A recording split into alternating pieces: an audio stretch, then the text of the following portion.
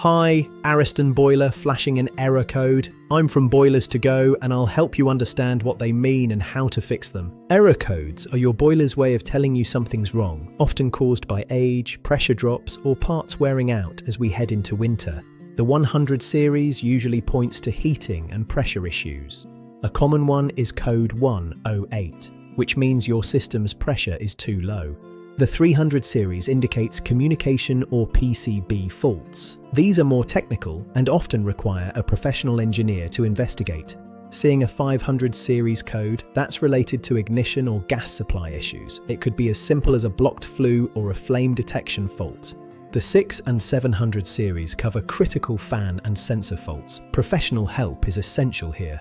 For code 108, you can often fix it yourself by safely repressurizing your boiler until the gauge hits 1.5 bar.